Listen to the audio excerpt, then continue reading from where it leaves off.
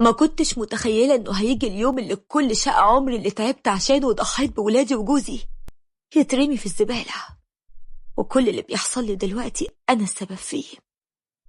أنا سمر، عمري 35 سنة، متجوزة وعندي سليم عمره 8 سنين ومعاذ 5 سنين. كنت بحب أحوش وأشيل فلوس من ورا عصام جوزي، أصل كنت بخاف قوي من الزمن والحوجة. كان عصام كل شهر يديني المرتب، وأنا كنت بمشي البيت بأقل القليل وبوفر على قد ما أقدر. وأول الشهر عصام جالي كالعادة واداني المصروف، ولقيته قال لي: بقولك يا سمر، أنا زودتلك المصروف أهو، عايزك بقى تعملي لنا فراخ ولحمة زي بقية الخلق، أنا نسيت طعمهم، حرام عليكي. قلت له: أنا أعمل لك إيه يا حبيبي؟ ما هو كل حاجة بتغلى، وأنا اللي بتديهولي بأكلك بيه، أنت مش عايش في الدنيا ولا إيه؟ احمد ربنا، غيرنا مش لاقي. قال لي: الحمد لله، بس أنا صعبان عليا العيال، كل يوم بطاطس وبصرة وبتنجان، ده لما بيجي إعلان أكل في التلفزيون العيال بيفضلوا مبحلقين في الأكل وهم ملهوفين عليه. قلت له: خلاص يا حبيبي، اشتغل لك شغلانة تانية عشان تجيب لنا الفراخ واللحمة. قال لي: هو تعبان يا سمر، أنا بشتغل شغلانتين وبرجع لما بتبقوا نايمين، ده أنا مش بقعد معاكم يا شيخة وبنام 4 ساعات بالعدد، حرام عليكي، حسي بيا شوية. ودخل عصام ينام، وأنا قعدت أعد في الفلوس وأنا مبسوطة، وشلت أكتر من نصهم على جنب، ونزلت عشان أجيب حاجة الشهر اللي كان نصها أخضر بايت، الخضر بيبيعوا برخص التمن قبل ما يبوظ عنده ويترمي. والتاني يوم لقيت سليم ابني قال لي: يا ماما، أنا عايزك تزودي المصروف شوية، انت عارفة أني بركب مواصلات لحد المدرسة وبجيب لنفسي حاجة أكلها. قلت له: أنا أجيب لك فلوس منين يا حبيبي؟ ما هو أنت لو بتفطر كويس قبل ما تروح المدرسة مش هتحتاج تجيب حاجة من بره، وبعدين احمد ربنا أني بخليك تركب مواصلات، أصلا المشوار بتاع المدرسة ده يتاخد مشي، انت بس اللي بتدلع، اللي قدك يا حبيبي بينزل يشتغل في أجازة الصيف عند ميكانيكي أو نجار وبيجيب مصاريفه. واعمل حسابك انت في الأجازة هتنزل تشتغل في السوبر ماركت اللي جنب البيت عشان أجمع لك فلوس لبس المدرسة ومصاريف الكتب، انت كبرت وبقيت راجل. سليم قال لي وهو حزين: حاضر يا ماما، اللي تشوفيه. ونزل على مدرسته من سكات. وبعد شوية لقيت معاذ ابني الصغير اللي عمره 5 سنين صحي وقال لي: يا ماما، أنا جعان، هو مفيش حاجة أكلها غير الجبنة دي، أنا نفسي أكل بيضة، أشرب كوباية لبن من غير شاي. قلت له: قول الحمد لله، وبعدين مالها الجبنة، يلا افطر عشان ألحق أنزلك الحضانة. كانت هي دي حياتي، بوفر وحوش وابخل على عيالي وكمان جوزي عشان أجمع فلوس كتير تنفعنا بعدين. حتى اللبس كنت باخد اللبس القديم بتاع جيراني وقرايبي عشان عصام والولاد، وكنت باكل طقة واحدة في اليوم اللي هي الغدا، وكنت بروح كل يوم عند واحدة من اخواتي عشان نتغدى عندهم ونحلي أنا والعيال بفاكهة أو حلويات، وهكذا بتتقضى. وفي يوم لقيت عصام جاي بدري من الشغل تعبان وباين عليه الإجهاد، ولقيته قال لي: اسمعي بقى، أنا مش هشتغل شغلانتين، أنا تعبت وبقيت أحس إن قلبي تعبني ودايخ.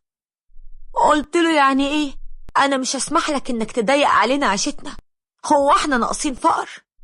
لقيته قال لي: انت اللي فقر ومعيشانا في فقر وحرمان. اسمعي بقى، أنا عرفت من صحابي إنهم ماشيين بيتهم بفلوس أقل من اللي أنا بديها لك، وبياكلوا كل اللي نفسهم فيه وصحتهم كويسة. ليه بتعملي معانا كده؟ الفلوس في إيدك بتطير بشكل غريب، أنا من هنا ورايح هجيب كل طلبات البيت ومش هديكي مصروف. قلت له: بقى أنت بتسرقني يا عصام؟ طيب إيه قولك بقى لو عملت كده أنا هتطلق ومش هعيش معاك يوم واحد. وفي عز ما احنا بنتكلم لقيت تليفوني بيرن، ولما رديت لقيت المدرسة بتاعت سليم كلمتني وقالت لي إني لازم أروح حالا. ولما رحت المدرسة لقيت سليم نايم على السرير في عيادة المدرسة، والدكتورة قالت لي: يا مدام، واضح إن سليم عنده سوء تغذية ولازم حضرتك توديه للدكتورة وتعملي له تحاليل وتطمني عليه. أخدت سليم وروحت على البيت، وعصام عرف باللي حصل، ورحنا بسليم للدكتور وعملنا تحاليل.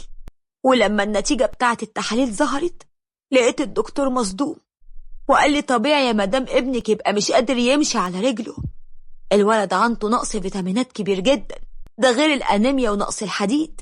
الولد محتاج تغذية عالية، وتجيبي له الفيتامين اللي هكتبلك عليه، ويا ريت تهتمي بيه كويس. لقيت عصام مش عايز يبص في وشي، ولما روحنا جاب لنا أكل وفاكهة كتير، والولاد أول ما شافوا الحاجة بقوا ياكلوا زي المساريع وهم فرحانين.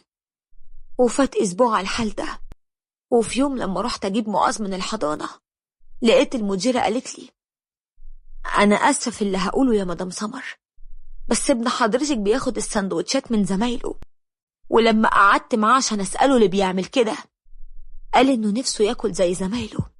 وأنا بصراحة بستغرب من حضرتك، إزاي طفل في السن ده يجي الحضانة من غير أكل معاه وهو بيقعد ساعات طويلة قوي هنا. قلت لها أنت إزاي بتتكلمي كده معايا؟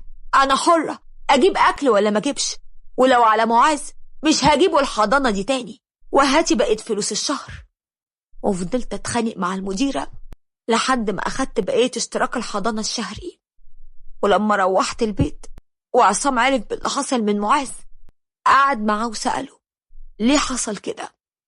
معاذ رد عليه وقال له يا بابا أنا ببقى جعان قوي وريحة الأكل بتجوعني أكتر، وبقول لماما تعمل لي سندوتش أخده معايا، بتقولي لما تيجي بقى كله. على العموم أنا آسف. لقيت عصام رد وقال له أنا اللي آسف يا ابني، حقكم عليا، من هنا ورايح هجيب لكم كل اللي نفسكم فيه. كنت متجاهلة كلام عصام ومش بتكلم معاه بسبب إنه قرر يمسك مصروف البيت. وفي يوم حصل لي اللي ما كنتش أتخيل إنه يحصل لي. كنت بطمن على الفلوس اللي أنا شايلاها زي العادة، والمرة دي لقيت الشنطة اختفت. قلبي دق جامد والدنيا لفت بيا، وبقيت أزعق بعلو صوتي فين الفلوس؟ شنطة الفلوس فين؟ لقيت عصام والولاد مستغربين من اللي بقوله، ولقيت سليم قال لي شنطة ايه يا ماما؟ قلت له الشنطة القديمة السوداء اللي في دولاب الكراكيب اللي قلت لكم محدش يهوب ناحيتها. لقيت عصام قال لي أنا ندهت الزبال يجي ياخد كل اللي في الدولاب، في دولاب الكراكيب، عشان أنا محتاج الدولاب، وأصلا كلها حاجات ملهاش لازمة، والشنطة القديمة دي كانت من ضمنهم. وقعت من طولي، ولما فقت لقيت نفسي في المستشفى، وعرفت إن ضغطي عالي جدا، وفضلت ساكتة والحسرة مش مفرقاني. وعدى عليا أسبوع وأنا بقول بقى معقول اللي فضلت أحوشه في سنين يروح قصاد عيني في غمضة عين؟ يا رب سامحني، أنا فهمت الدرس خلاص، يا ريتني كنت صرفتهم علينا وما استخسرتش فيهم حاجة. لقيت عصام جه قاعد جنبي وقال لي روقي، الله جاب الله خد، الله عليها العوض، سبحان الله، حوشتي من ورايا وبقيتي تحرمينا من أبسط حقوقنا، أهو جه الزبال وأخدهم. ده أنا فرحان فيكي فرحة يا سمر، بقى يا وليه تحوشي كل الفلوس دي ومش عايزة تجيبلنا أكل عدلة ولا لبس على القيمة. قلت له كنت بحوشهم للزمن، كنت خايفة أحسن يجي عليا يوم وتطلقني واحدة سنة. قال لي ديكي شفتي إن الدنيا ملهاش ضمانات، واللي ربنا رايده بيحصل مهما عملنا. مش بقولك تصرفي كل الفلوس على الأكل والشرب واللبس يا ستي، حوشي، بس برضو مش على حساب صحتنا، وبعدين هو حد عالم ايه اللي هيحصل بكرة؟ فوقي وبلاش تفكيرك الغريب ده. قلت له انت عرفت منين ان كان في فلوس كتير في الشنطة يا عصام؟ لقيت عصام قال لي لأن الفلوس موجودة يا فالحة. بصراحة يعني أنا كنت قاعد يوم الجمعة وانت والعيال كنت عند أختك، وقلت اما اشوف ايه الكراكيب اللي انت حطاها في الدولاب، ولقيت الشنطة، ولما فتحتها لقيت فيها فلوس. ساعتها عرفت ان دي الفلوس اللي بتستثمريها من مصروف البيت، وكنت متغاظ منك قوي وناوي اطلقك بعد كل اللي عملتيه فينا، بس قررت ان اعلمك درس ما تنساهوش ابدا. وندهت الزبال اخد كل اللي موجود في الدولاب اللي ملوش لازمة، وشلت الشنطة عشان تعرفي إن مدام غير وجه الله، والإنسان مننا بيفضل يحوش طول حياته ويحرم نفسه من نعم كتير قوي، وفي الآخر بيقابل وجه كريم بالكفن ومش واخد معاه غير عمله، وبيسيب كل حاجة وغيره بيتمتع بيها.